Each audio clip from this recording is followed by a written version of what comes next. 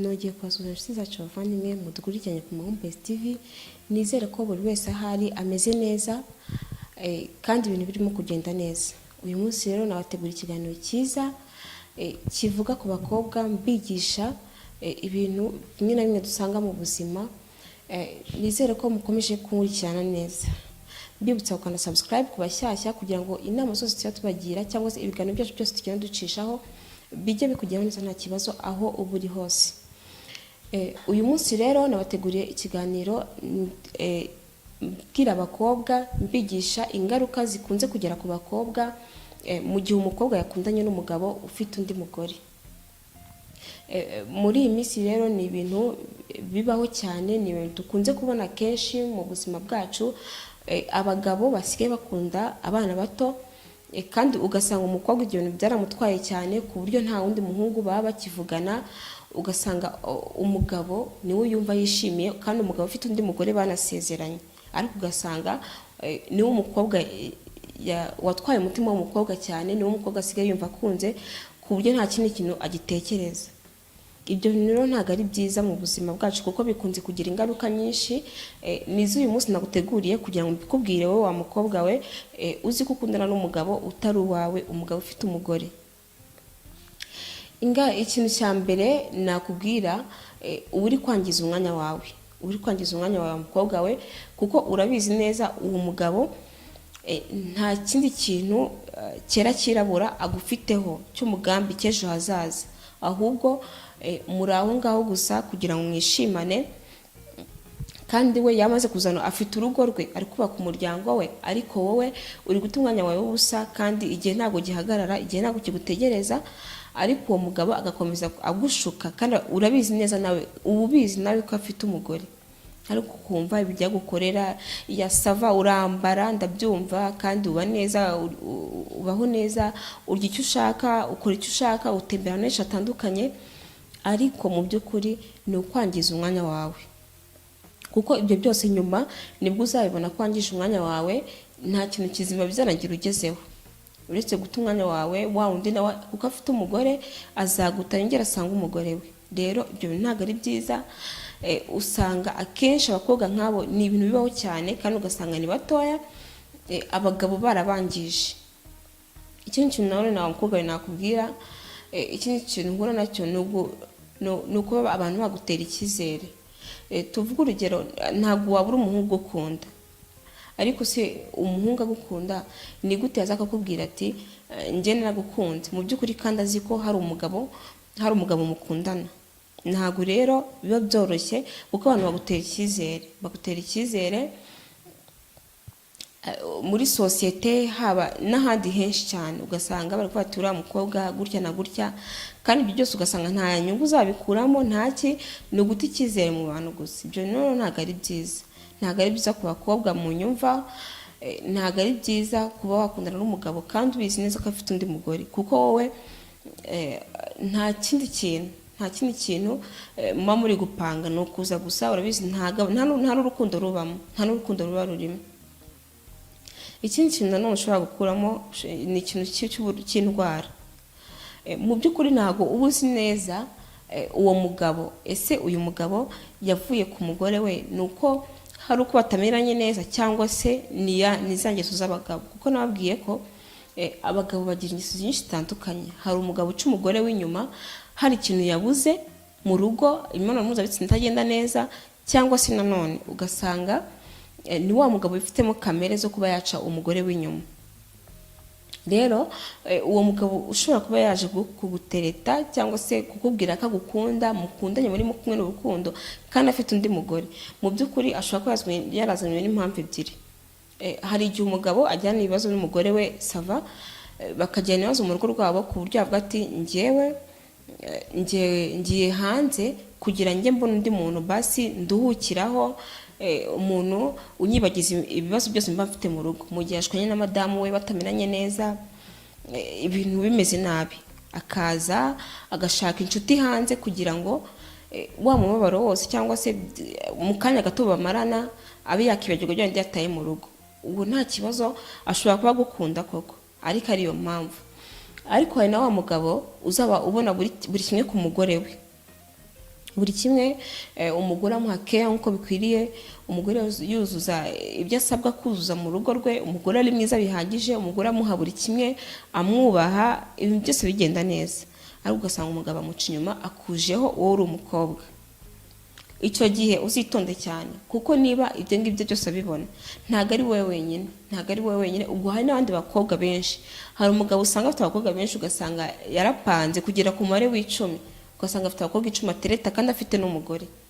So rero ibyo ngibyo mu gihe umugabo ameze gutyo, ahanini uzasanga n'uwa mugabo ushobora kuba afite indwara, afite uburwayi, tuvuge urugero nka sida, umugabo akakwanduza ubwo burwayi.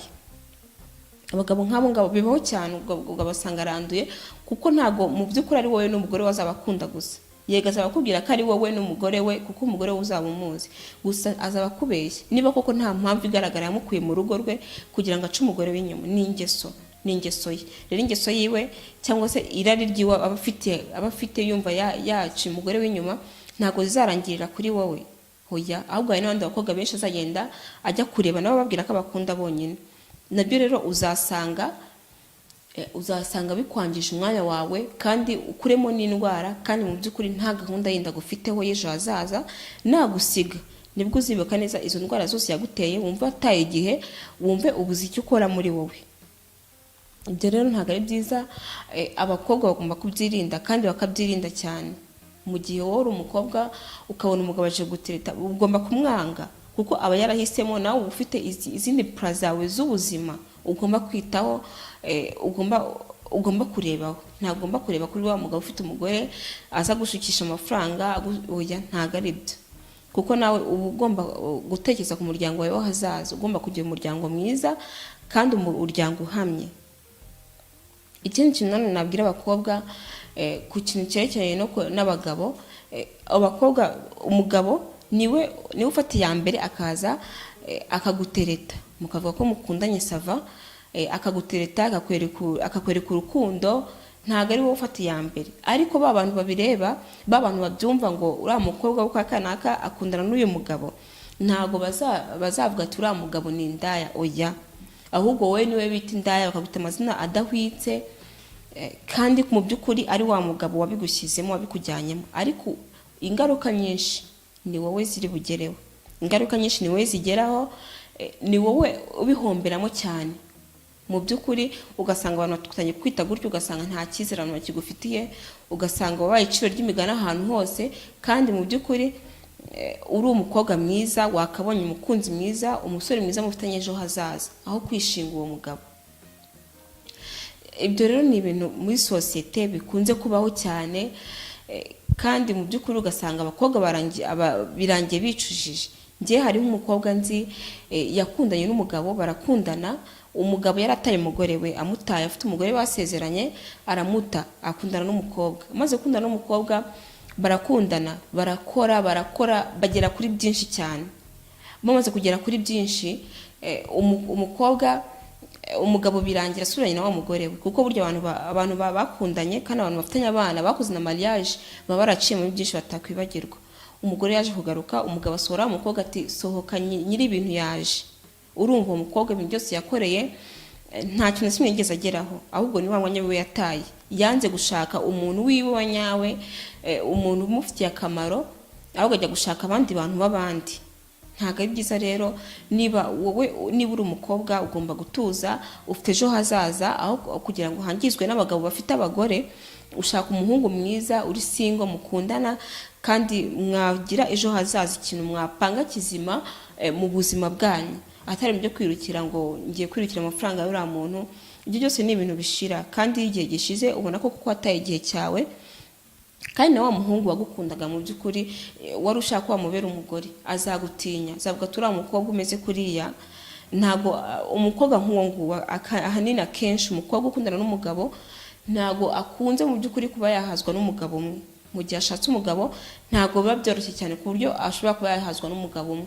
Rero niyo mpamvu umusore niba agukunze ashobora guhindura gahunda bitewe n'amakuru yakumvishaho yuko ukundana n'uwo mugabo, kuko ati uriya mukobwa uko bisa kose ashobora nanjye kuba atankunda akanjyajya, kandi ibintu yamenyereye ntabwo bari byiza. Umugabo rero ikintu aba amaze mu buzima bwawe ni ukukwicira umwanya w'ubusa.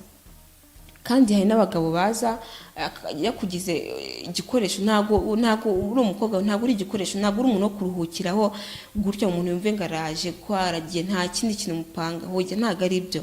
wowe uri umuntu ugomba kwihagararaho ukiha agaciro mu buzima bwawe, ukumva ko uri umuntu wanyawe kandi ufite byinshi wakigezaho wowe ubwawe utarebeye kundi muntu, kandi ukumva ko ubuzima ari ubwawe, kandi ibintu byose ukumva ko birangira ugasigara uri wowe wa wundi. Rero niba ukundanye n'umuntu akagusigira indwara, akagusigira warandikisha amateka mabi kandi akigendera, urumva uwo muntu ni umuntu waguhemikiye mu buzima bwawe.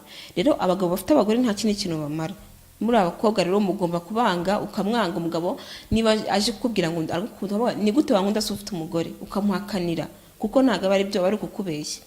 Ntago ubuze impamvu z'uwo mugabo, ahanini nta n'ikiza bakwifuriza, kuko uwo muntu nta kintu kiza bakwifuriza urebye neza, kuko abazi ko uri guta umwanya wawe w'ubusa, abazi ko atagukunda, abazi ko ashobora no kuba akuzanira indwara, azi ko agiye kukwanduza kandi ugifite ubuzima bwawe bwiza kandi bw'ejo hazaza. Rero ugomba kwitondera, kuko niba uri umukobwa